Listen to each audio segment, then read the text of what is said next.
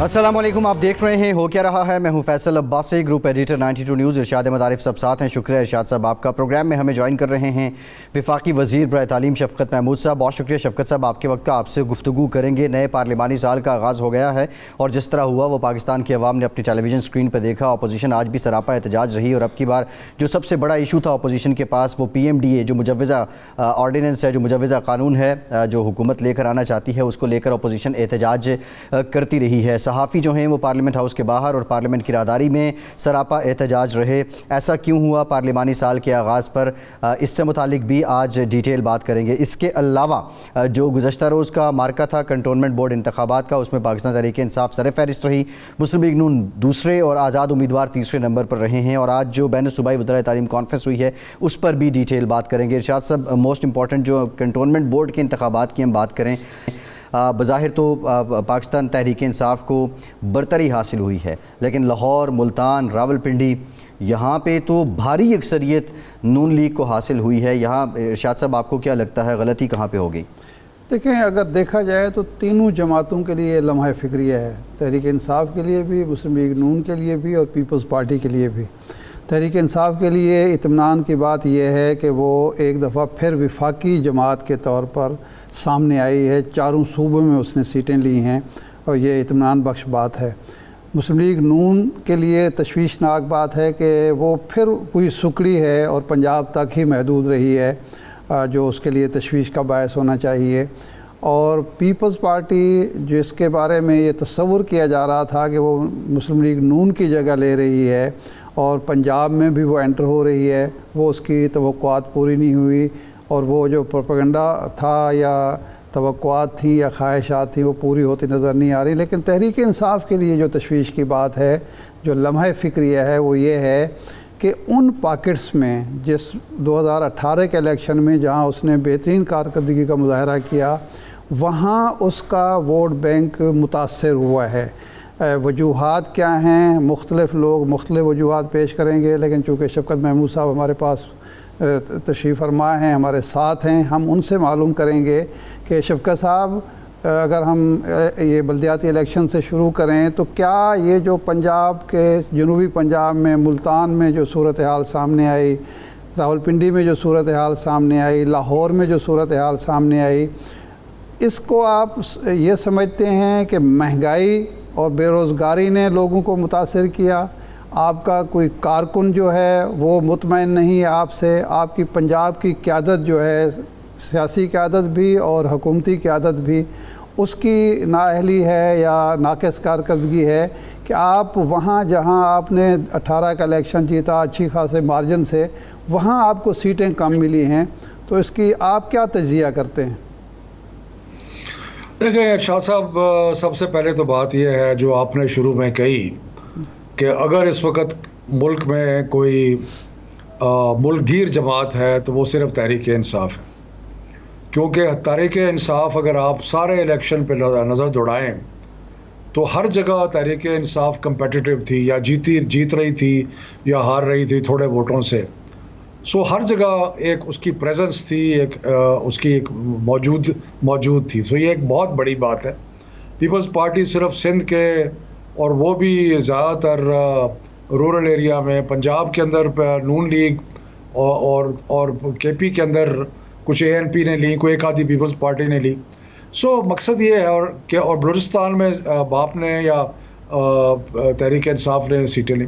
सो ये एक खुशाइंद बात है कि एक कौमी जमात है जो कि तहरीक-ए-इंसाफ दोबारा साबित किया कि हम एक कौमी जमात है और वो नज़र आया आपको। बाकी रह गया मामला ये कि कुछ शहरों में परफॉर्मेंस का जहाँ तक ताल्लुक़ है, अगर आप 2000 ग़ालिबन 15 या 16 की बात है जबकि पिछली दफ़ा लोकल गवर्नमेंट इलेक्शन हुए थे, तो उसमें अगर आप देखें तो लाहौर में हमारी परफॉर्मेंस कोई बहुत काबिल दीद नहीं थी, और ख़ास तौर पे कंटोनमेंट इलेक्शन में हमने 2 ही सीटें उस वक्त जीती थी, और अब भी मेरा ख्याल है कि तीन या 4 सीटें आई हैं। पिंडी में भी तकरीबन यही हाल था लास्ट लोकल गवर्नमेंट इलेक्शन के अंदर। लेकिन ये कोई एक्सक्यूज़ नहीं है, हमें अपनी परफॉर्मेंस को बेहतर बनाना है। बिल्कुल आप सही कहते हैं, हो सकता है कि इसमें बिल्कुल ज़रूर होगा, महंगाई का भी असर होगा और उसमें पार्टी के जो कारकुनों की लोअर लेवल पे मेहनत है उसका भी अमल दखल होता है, टिकट सही देना उस पर उसका भी अमल दखल होता है। लेकिन हमें इस चीज़ पे गौर करना पड़ेगा कि मुल्तान में अगर 9 इंडिपेंडेंट होते हैं तो लोगों ने इंडिपेंडेंट्स को वोट दिए। मेरी इत्तला के मुताबिक उनमें से 4-5 ऐसे भी थे जो कि तहरीक इंसाफ की सपोर्ट की वजह से बने हैं, लेकिन क्या उन्होंने टिकट क्यों नहीं लिया या हमने क्यों नहीं दिया उनको, क्या हमने गलत टिकट अवॉर्ड किए, तो ये सारे तज्ज़िये होंगे और हम तज्ज़िया करेंगे। लेकिन मेरा ख़्याल है कि मजमूई तौर पे अगर सारे मुल्कगीर सतह पे देखा जाए तो हम अपनी परफॉर्मेंस से मुतमिन हैं, लेकिन कभी भी इत्मीनान जो है वो मुकम्मल उस पर बैठना नहीं चाहिए, मेहनत करते रहना चाहिए और इंशाअल्लाह ताला। शफकत साहब, और एक आखिरी बात मैं कर दूं, जी, ये जो जनरल इलेक्शन होता है और जो बल्दियाती इलेक्शन है इसमें बहुत ज़्यादा फ़र्क है। क्योंकि मैं 2 दफ़ा लाहौर से इलेक्शन लड़ा हूँ और अल्लाह के फजल करम से जीता हूँ, तो मुझे पता है कि जनरल इलेक्शन की क्या सूरत हाल होती है और लोकल इलेक्शन की क्या सूरत हाल होती है। तो बहरहाल लेकिन जो भी परफॉर्मेंस जहाँ पे कमी है उसको दुरुस्त करना पड़ेगा। शफकत साहब, एक तो ये जो इस इलेक्शन में आज़ाद उम्मीदवार बड़ी तादाद में कामयाब हुए हैं, ये बल्कि दूसरी बड़ी पार्टी के तौर पर सामने आए हैं। तहरीक इंसाफ के बाद आज़ाद हैं, फिर मुस्लिम लीग नून है। ये एक फ़नामिना जो है, आज़ाद उम्मीदवारों की तादाद हर इलेक्शन में बढ़ रही है, तो क्या ये सियासी जमातों से एक मायूसी की सूरत हाल है? एक सवाल। दूसरा सवाल ये है, आपने दुरुस्त फरमाया कि कौमी जो इंतखाबात होते हैं और जो बल्दियाती इंतखाबात होते हैं उसका मुख्तलिफ एक मिजाज होता है, लेकिन ये भी हकीकत है कि जो बल्दियाती इंतखाबात होते हैं वो हुकूमत के लिए जो भी हुकूमत मौजूद हो दुनिया में भी, पाकिस्तान में भी, उसकी उस अरसे की कारकर्दगी का एक मज़हर भी होते हैं, और दूसरा तरक्याती कामों के हवाले से बड़ा अहमियत होती है कि लोग उनके तरक्याती कामों से कितने मुतमईन हैं। तो पहला आज़ाद उम्मीदवारों वाला, दूसरा है कि आपकी कोई कारकर्दगी तरक्याती कामों के हवाले से इतनी कमज़ोर थी कि जहां आपके MNA हैं, MPA हैं, वहां भी आप बल्दियाती इलेक्शन नहीं जीत सके। नहीं इरशाद साहब, अगर आप इसको एक रेफरेंडम के देख रहे हैं, कंटोनमेंट इलेक्शन बड़े ख़ास नौइयत के होते हैं, तो अभी भी सारी से ज़्यादा सीटें तो तहरीक इंसाफ ने ली हैं। तो इसका मतलब है कि मजमूई तौर पे अभी भी तहरीक इंसाफ जो है सबसे मकबूल जमात है मुल्क के अंदर। बाकी जैसे आपने कहा कि ये बिल्कुल लम्हा फ़िक्रिया भी है, इसमें पॉजिटिव भी है, नेगेटिव भी है कि इतने इंडिपेंडेंट जो है वो क्यों इलेक्ट हुए। सो एक बात तो बड़ी क्लियर है कि लोग जो हैं वो अगर किसी वजह से कुछ लोग हमारे से नाखुश हैं तो वो कोई ये नहीं है कि वो नून लीग की तरफ चले गए हैं या पीपल्स पार्टी की तरफ चले गए हैं।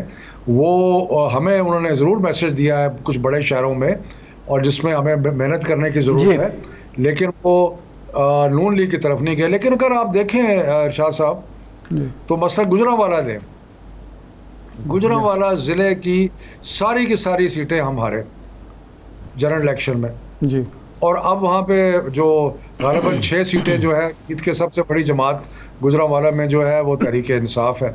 अगर सियालकोट में देखें सारी की सारी सीटें हमारे सियालकोट में, लेकिन अगर आप देखें 3 लिए हैं नून ने और 2 लिए हैं हमने।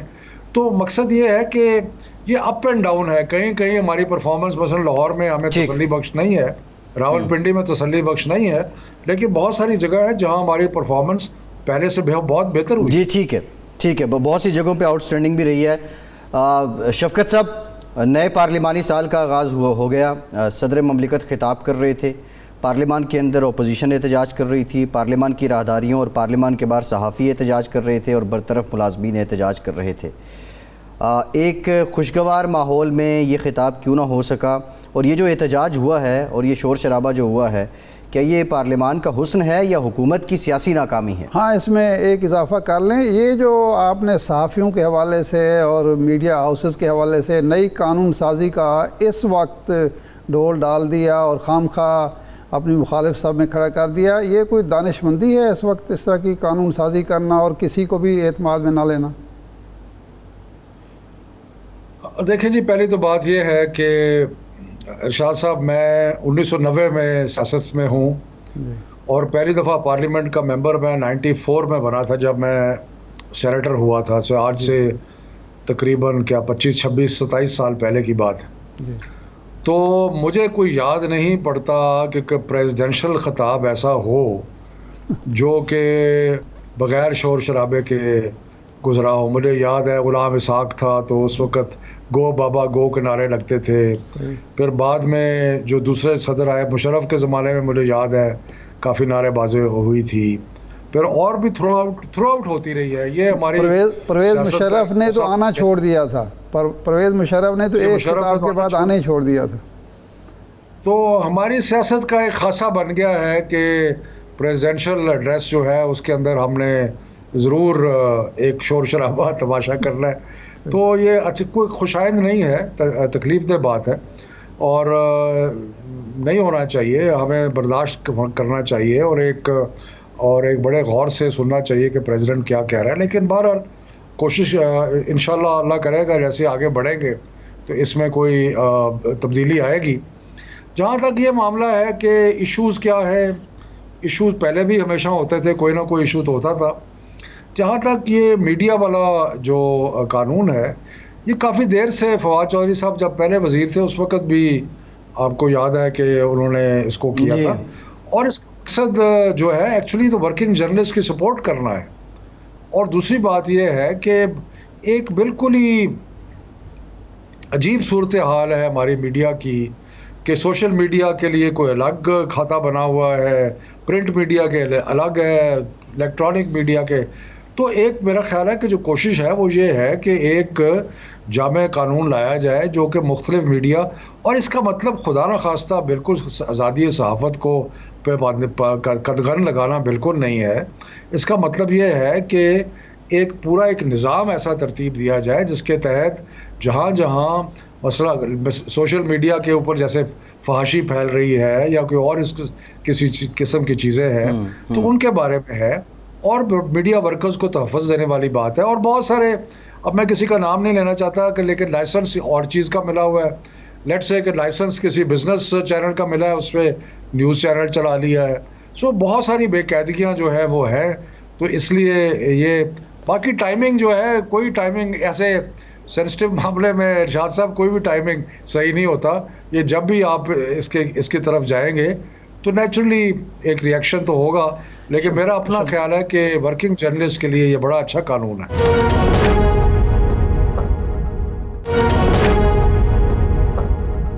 शफकत साहब, इस बात पे मीडिया में कोई भी नहीं, फेक न्यूज़ को कोई डिफेंड नहीं कर सकता।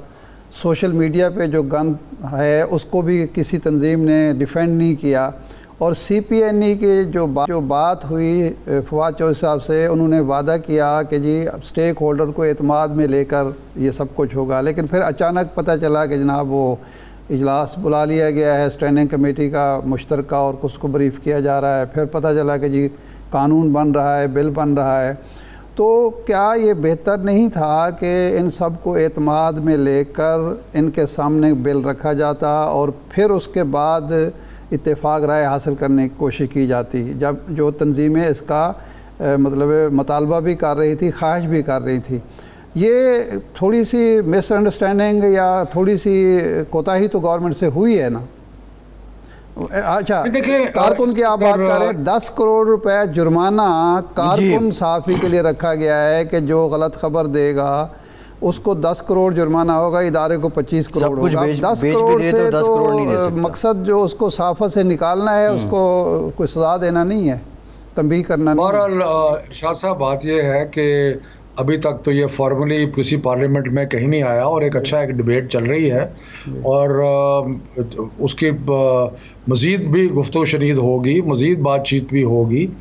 और मेरा ख़्याल है कि हुकूमत बातचीत के लिए दरवाज़े खुले हैं, कोई ये नहीं है कि बिल्कुल ही दरवाज़े बंद हो गए हैं। मैं आपको एक मेरी ज़िम्मेदार हैसियत है पार्टी में, मैं आपको कह रहा हूँ कि गुफ्तगू शनीद के लिए बिल्कुल दरवाज़े खुले हैं और इसमें बहुत सारी ऐसी चीज़ें हैं जो कि सिर्फ रेगुलेटरी नेचर की हैं।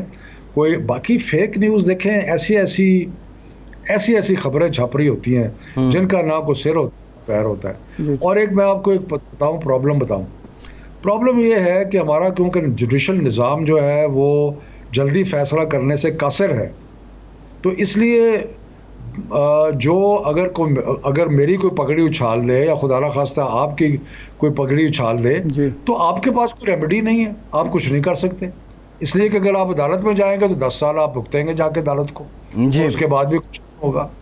तो ये एक जहाँ पे आज़ादी सहाफ़त हमारे लिए एक ईमान का हिस्सा रखती, इन द सेंस कि हमारे फेथ का हिस्सा है, हमारी पॉलिटिकल सारी जो हमारी है उसका हिस्सा है, लेकिन एट द सेम टाइम ये भी ज़हन में रखने की ज़रूरत है कि हाँ, अगर आप और मैं, मुझे कोई रेमेडी नहीं है, मुझे कोई, अब एक शख्स ने बैठ के चंद माह पहले मेरे साथ वो किया जिसका कोई हिसाब ही नहीं था। अगर कोई कानून होता जी। जहाँ पे जल्दी फैसले की तवक्को होती तो मैं उसको अदालत में ले जाता, लेकिन मुझे पता था कि अदालत में जाने का फ़ायदा ही कोई नहीं है। सो ये भी आप ज़रूर ध्यान में रखें कि जो जिनकी बेइज्जती की जाती है, जिनके बारे में गलत खबरें छापी जाती है, जिनकी इज्जत को मलिया मेट किया जाता है, जिनकी तबाह किया जाता है, जिनकी सारी शोहरत को, उनके पास भी तो कोई रेमेडी होनी चाहिए।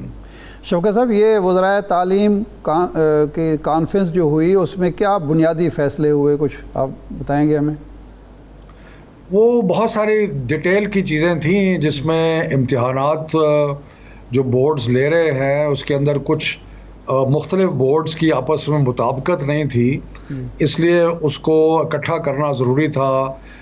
मिसाल के तौर पे हमने कहा था कि जी हम 5% एक्स्ट्रा सारे देंगे जो कंपल्सरी मज़ामीन हैं उनमें, लेकिन वो कैसे कैलकुलेट होंगे, जिसमें फ़ेल हो गए वो कैसे कैलकुलेट होंगे। सो ये बहुत सारे जो निटी ग्रिटी कह लें, छोटी जो चीज़ें हैं, उनके बहुत सारे ऐसे फ़ैसले थे कि जिसमें सारे पाकिस्तान में 30 बोर्ड हैं। तो हम चाहते हैं कि सारे बोर्ड जो हैं वो बुनियादी फ़ैसले एक ही जैसे करें, ताकि किसी बच्चे के साथ ज़्यादती ना हो, किसी को ज़्यादा नंबर कोई बोर्ड ना दे दे, सब एक ही सफ़ में खड़े हों।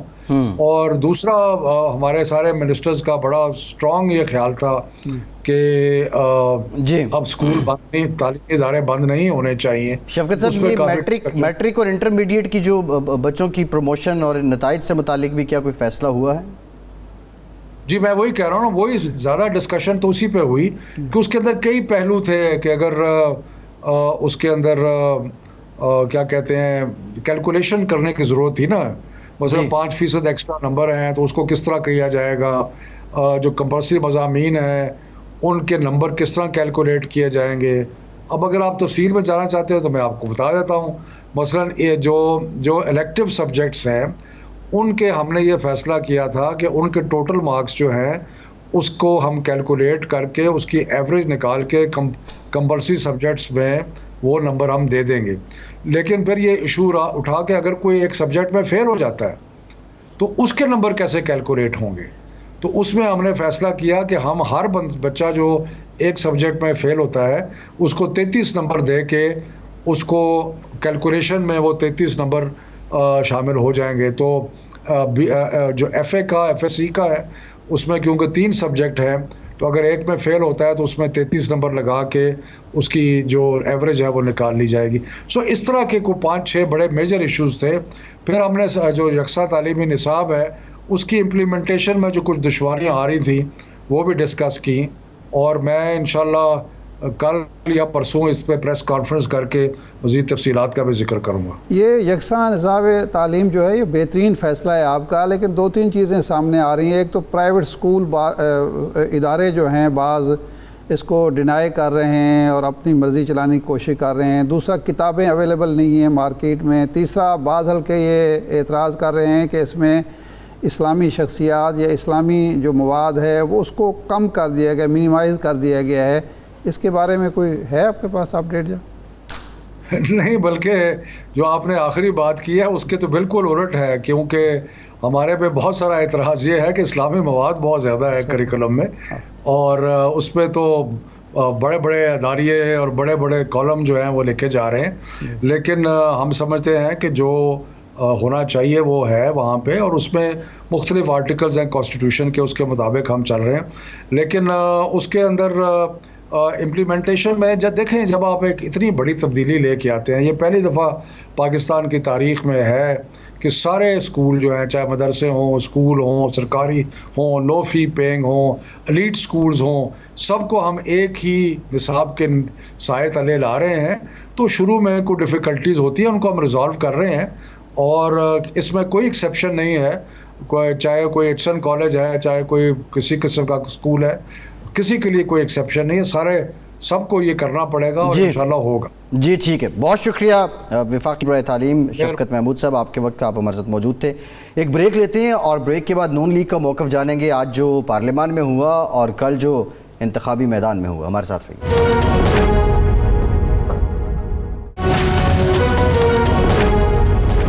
ब्रेक के बाद एक बार फिर से आपको खुशामदीद कहेंगे। इरशाद साहब, जो आज पार्लिमानी साल का आगाज़ हुआ, जो सहाफ़ियों का एहतजाज था, उस पर भी बात करेंगे, लेकिन ज़रा ये कल के इंतखाब पे बात कर लेते हैं। मुस्लिम लीग नून दूसरे नंबर पे इन्होंने सबसे ज़्यादा नशस्तें हासिल की हैं। पंजाब में आप समझते हैं कि इन्होंने अपनी हैसियत को बरकरार रखा है, और क्या नून लीग की जो आने वाली जो आम जनरल इलेक्शन है, इससे हम उस समत का तयन लगा सकते हैं कि नून लीग जानदार मुकाबला करेगी? देखें, नेगेटिव पॉजिटिव अगर हम सोचें ना, अगर मसलन पॉजिटिव सोचें तो इतनी 3 साल की जो मुश्किल सूरत हाल थी मुस्लिम लीग नून के लिए, लीडर जो हैं वो जेल में आ रहे हैं, जा रहे हैं, नैब में जा रहे हैं, नैब से वापस आ रहे हैं, तो उसमें अपनी साबका हैसियत को, यानी 18 के इलेक्शन की हैसियत को बरकरार रखना बज़ात ख़ुद एक कारनामा है या एक काबिल इत्मीनान बात है एक उसके लिए। दूसरे, अगर ये देखा जाए कि लाहौर और रावलपिंडी और मुल्तान और बहावलपुर में जो परफॉर्मेंस है, तो ये पहले से बेहतर सूरत हाल है, ये भी इत्मीनान बख्श बात है।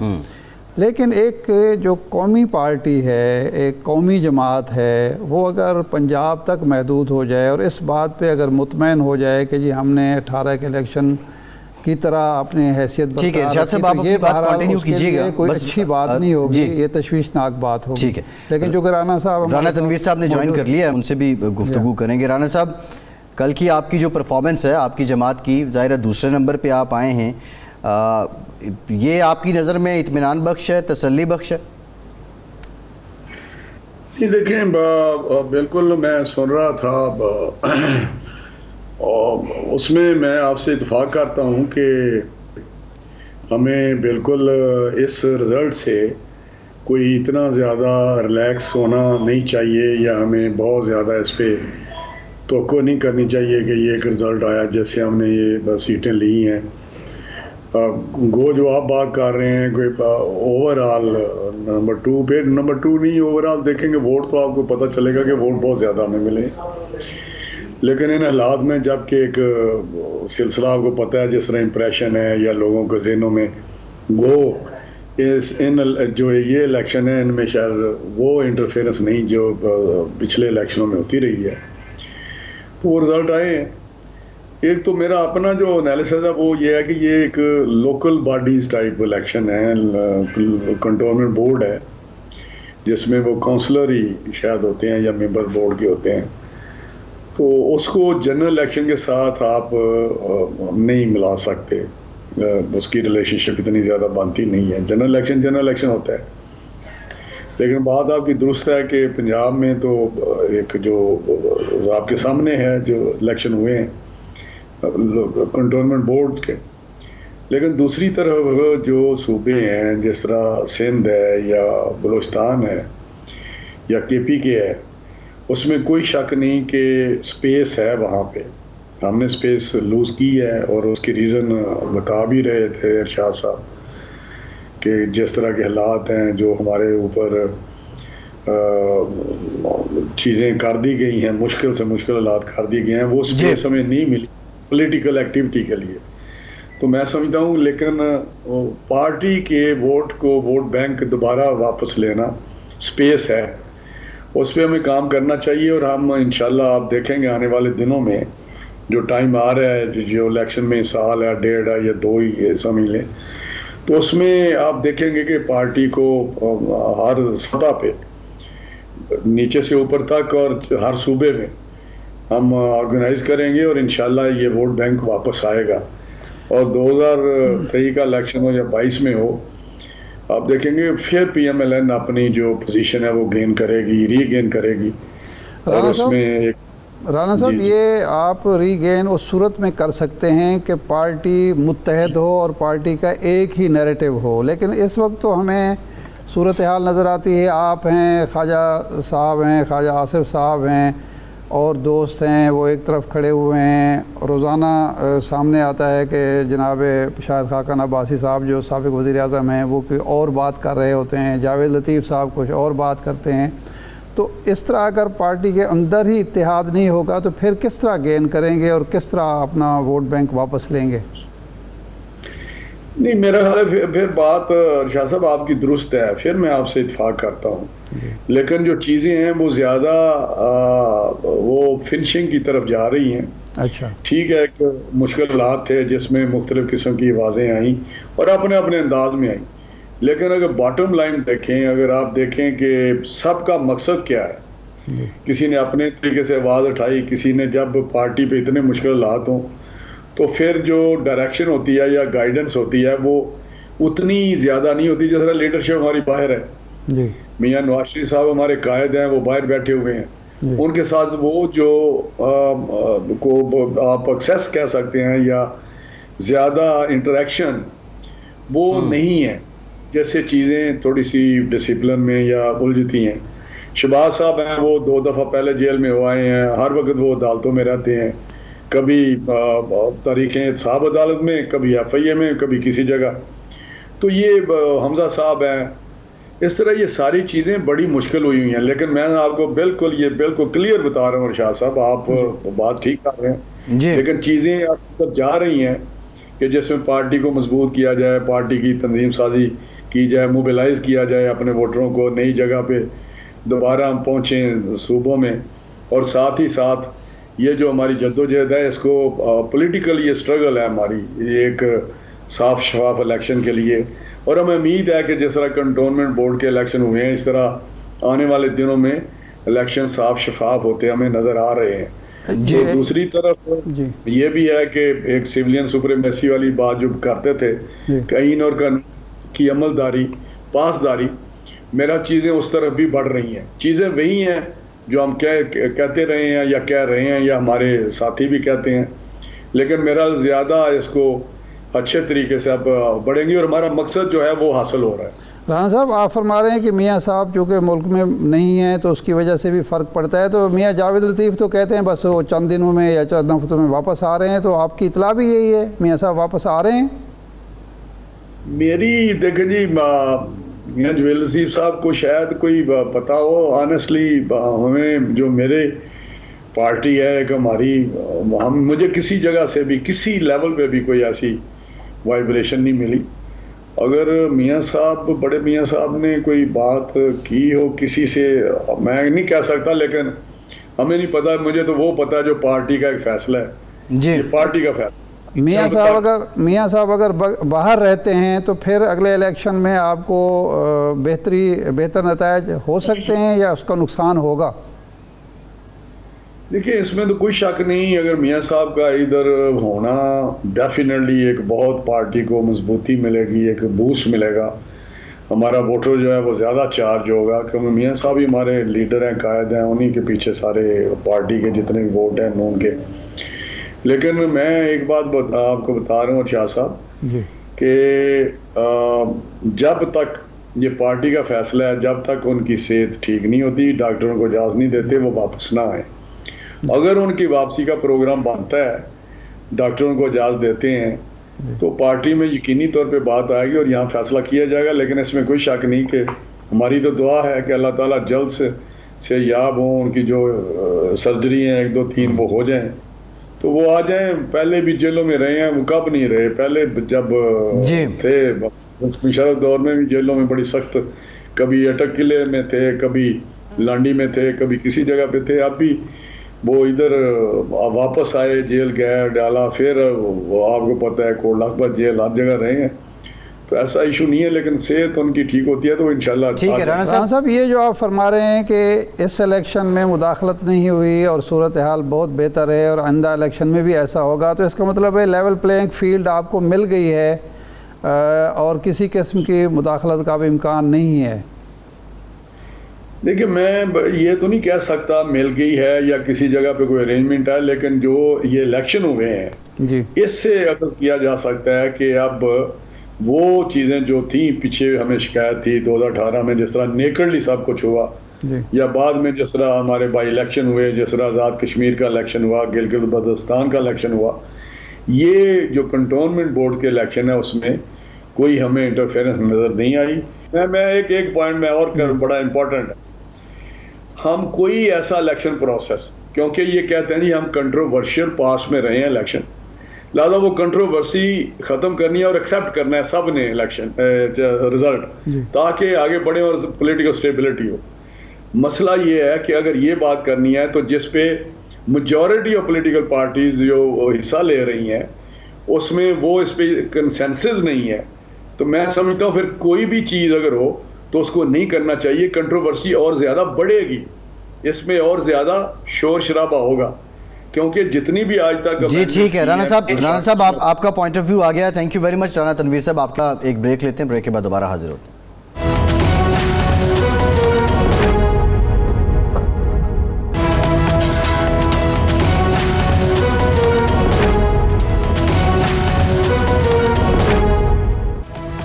ब्रेक के बाद एक बार फिर से आपको खुशामदीद कहेंगे। इरशाद साहब, आज जो पार्लियामान में हुआ नई बात नहीं है, जब सदर खिताब करते हैं तो ये अपोजिशन तो एहतजाज करती है, लेकिन ये पार्लियामान की राहदारी में जो सहाफ़ियों का एहतजाज और फिर पार्लियामेंट के बाहर सहाफ़ियों का धरना, ये भी शायद नई बात ना हो, लेकिन ये हुक्मरान जमात के लिए कितनी अलार्मिंग बात हो सकती है।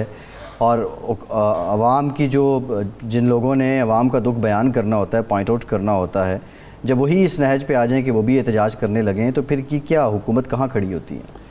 सदर के ख़िताब के दौरान जो हंगामा आराई है, ये तो एक बुरी रिवायत है जो अगर जारी भी है तो उसकी कोई माकूल शख्स, होशमंद शख्स, शाइस्ता शख्स तायद नहीं कर सकता। एक दौर ऐसा होता था, पहली दफ़ा जब 1973 के आइन बनने के बाद सदर का इंतखाब हुआ तो अपोजिशन ने उम्मीदवार ही नहीं खड़ा किया था कि सदर जो है वो बिला मुकाबला मुंतखब होना चाहिए और वो सब का सदर होना चाहिए। उस वक्त ये होती थी कि स्पीकर का इंतखाब बिला मुकाबला होना चाहिए, सदर का होना चाहिए, ताकि स्पीकर पूरी असम्बली का स्पीकर हो और सदर पूरी कौम का सदर हो। खैर फिर वो रिवायत बरकरार नहीं रही, लेकिन ये हंगामा आ रहा है, उसकी आप तकरीर नहीं सुन सके। ये महज़ब रवैया नहीं है, कोई भी हुकूमत हो और कोई भी अपोजिशन हो। अगर माजी में तहरीक इंसाफ ने ये काम किया है तो गलत किया है, अगर पीपल्स पार्टी ने किया है तो भी गलत किया है। ग़ुलाम इसहाक़ खान के ख़िलाफ़ नारे लगे हों या सदर रफ़ीक तारड़ के ख़िलाफ़ नारे लगे हों या अब लग रहे हों, ये मुनासिब नहीं है, ऐसा नहीं होना चाहिए। एक शख्स तो ऐसा मुल्क के अंदर होना चाहिए यार जिसको आप मुतनाज़ करार न दें, और फिर ऐसा नफीस और शाइस्ता सदर जो है जो बात भी करता है तो बड़ी महज़ब अंदाज में, तो आप उसके ख़िलाफ़ हंगामा आराई करके क्या साबित करना चाहते हैं? जहाँ तक ये PDMA का ताल्लुक़ है, देखें कोई भी जब कानून बन रहा होता है तो ना वो टोटली गलत होता है और 900% वो इत्मीनान बख्श और दुरुस्त होता है, उसमें पहलू होते हैं। मिसाल के तौर पर इसमें जो अभी तक कॉन्सेप्ट पेपर आया है, एक तो हुकूमत ने छुपा के रखा हुआ है कि असल बिल मुसवदा क्या है, जो मुसवदा क्या है वो पहले दिन आना चाहिए था, उस पर डिबेट होनी चाहिए थी। एक कॉन्सेप्ट पेपर दिया गया, उस पर जो एतराज़ात थे, फिर दूसरा कॉन्सेप्ट पेपर आया तो उन एतराज़ात को एड्रेस ही नहीं किया गया था, रफ़ा नहीं किया गया था, वो उसी तरह का उसी तरह दोबारा एक दे दिया। फिर एक जनाब परफार्मा आ गया, वो पता चला इसके अलावा है और उसका उन्होंने कहा तंजीमों से कि जनाब इसका यस और नो में जवाब दें। तो ये कोई तरीका नहीं है। सोशल मीडिया, ये यूट्यूब चैनल्स और ये फेक न्यूज़ का इशू जो है, कोई भी मीडिया हाउस उसकी तायद नहीं कर सकता, कोई भी जेन्युइन जर्नलिस्ट उसकी तायद नहीं कर सकता। जो कुछ गंद सोशल मीडिया पे है वो उसको हम कोई दिफा नहीं कर सकता। मेरा नहीं ख्याल कि कोई तंजीम हुकूमत के इस इकदाम की मुखालफत करे। क्रेडिबिलिटी नहीं है ना। प्रॉब्लम ये है कि जो सहाफ़ी हैं या सहाफ़ती तंजीमें हैं, जो सहाफ़ती इदारे हैं, वो दूध के जले हैं, छाछ भी फूंक फूंक कर पीना चाहते हैं। तो हुकूमत को एक दफ़ा मिल बैठ के एक तवील नशिस्त होनी चाहिए। फवाद चौधरी साहब कहते हैं हम स्टेक होल्डर्स को ऑन बोर्ड ले रहे हैं, पहले भी लिए, नहीं, उन्होंने CPNE के साथ उनकी मीटिंग हुई। CPNE ने बतौर इदारा उनसे कहा कि हम आपसे तामुन करेंगे, हमें इस आइडिया से बिल्कुल जो है एतराज़ नहीं है, इख्तलाफ नहीं है कि आप उनको अगर इकट्ठा करना चाहते हैं आप बिल्कुल करें, अगर आप सोशल मीडिया को लगाम देना चाहते हैं बिल्कुल आप करें, हमें कोई एतराज़ नहीं है। फेक न्यूज़ का ख़ात्मा करना चाहिए। कौन सा जेन्युइन जर्नलिस्ट है वो कहेगा कि फेक न्यूज़ होनी चाहिए, उसकी परमिशन होनी चाहिए। लेकिन प्रॉब्लम लेकिन देखिए गलती जो है ना, गलती ह्यूमन एरर तो दुनिया के हर काम में मैं उसकी मिसाल देता हूँ। लेकिन उसके मेरा सवाल ये है, अगर 10 करोड़ आपको या मुझे, इवन मैं अपने बारे में ये कह सकता हूँ कि मुझे जुर्माना हो जाए, मैं तो दादा की जागीर बेच के भी वो अदा नहीं कर सकता। नहीं, इस पर मैं आ रहा हूँ। मैं जो बात फेक न्यूज़ की भी है वो भी एक वेग टर्म है। मैंने कुछ ऐसा रिपोर्टिंग भी की है। एक खबर मैंने फाइल की, 100% दुरुस्त खबर, एक समरी मूव हुई एक काउंसलर को नाअहल करार देने की जी, गवर्नर ने उस पर ओके कर दिया। आखिर में जाके जब वो नोटिफिकेशन होना था उस समरी को रोक लिया गया किसी वजह से, गवर्नर जिलानी का दौर था। मैंने खबर दी कि फ़लाँ आदमी को नाअहल करार देने का फ़ैसला हुआ है, गवर्नर ने साइन कर दिए हैं समरी पर। दूसरे दिन तरदीद आ गई, पता चला जनाब वो समरी जो है गायब कर दी गई है, नोटिफिकेशन जारी नहीं हुआ। अब 100% मेरी खबर दुरुस्त थी। अब चूँकि मेरे पास कोई सबूत नहीं है या हुकूमत ने अपना फ़ैसला बदल लिया है, हुकूमतें रोज़ फ़ैसले करती हैं फिर बदल देती हैं, तो इसका मतलब है मैं फेक न्यूज़ फाइल की है मैंने, ऐसी तो बात नहीं है। तो इसलिए ये जुर्माना आप जब कर रहे हैं, ये कौन फ़ैसला करेगा कि ये जो ख़बर किसी रिपोर्टर ने दी है वो बदनीयती से दी है या नेकनीयती से दी है, एक बात। दूसरी ये है कि वो ख़बर वाकई सही थी या गलत थी, क्योंकि आप फ़ैसला करेंगे, उसकी ख़बर आएगी, आप फ़ैसला तब्दील कर देंगे, आप कहेंगे उसने झूठ बोला है, गलत किया है। एक चीज़। दूसरा, आप 25 करोड़ रुपया जुर्माना कर रहे हैं इदारे पर। हमने ये कहा, मैंने ख़ुद एक जो मीटिंग थी उसमें बात की कि देखें, एक है किसी जुर्म की या किसी गलत चीज़ की हौसला शिकनी करना, उसके लिए ये जुर्माने जो होते हैं ये वो हौसला शिकनी करने के लिए होते हैं कि ये काम दोबारा ना हो। उन इदारों को बंद करने के लिए नहीं होते। एक आदमी अगर चोर है उसको जो सज़ा दी जाती है वो इसलिए होती है कि वो दूसरों के लिए मिसाल बने और दोबारा चोरी ना करे। उसको कत्ल नहीं कर दिया जाता जी, कि इसका हल यही है कि जनाब उसकी गर्दन उड़ा दी जाए। तो जुर्म की नोयत के मुताबिक आप सज़ा, आपने ये कर दिया, आप कहते हैं आपकी नीयत सही होगी जी, हम तो ये मैक्सिमम रखा है। लेकिन जब आप कोई शख्स फैसला साज करेगा तो उसको तो हक हासिल हो जाएगा ना। आप इदारे बंद करना चाहते हैं। ज़रा सियासी एंगल पे आते हैं। आपने बड़ा अच्छा इसका एनालिसिस किया है जी। शफकत महमूद साहब ने कहा कि ये जब भी हमें छेड़ना था तो इस पर रिएक्शन यही आना था, लेकिन इन हालात में जब पाकिस्तान के अंदर एक इत्तेहाद और इस्तेहकाम की ज़रूरत है, ये बेवक्त की रागनी नहीं है? बेवक्त की रागनी नहीं थी, लेकिन बना दी गई है जी। स्टेक होल्डर के साथ अगर बामकसद मुशावरत होती, जारी रहती, जितना भी वक्त लगता, तो इसमें कोई कबाहत नहीं थी। लेकिन जल्दबाजी जो होती है ना हुकूमतों की, या चीज़ें छुपाने का जो आदत होती है, वो फिर मामलात को ख़राब करते हैं। आज देखें, वो इदारे यानी अपोजिशन ये इल्ज़ाम लगाती है कि जनाब पेशा सहाफ़त, सहाफ़ती इदारे जो हैं इमरान खान को इक़्तिदार में लाए कि कई साल तक उनकी डफली बजाते रहे। हकीकत भी यही है। और आज वो अपोजिशन और सहाफ़त जो है एक तरफ खड़े हुए हैं और हुकूमत अकेली तनहा नज़र आ रही है। तो ये इस हाल तक किसने पहुंचाया है?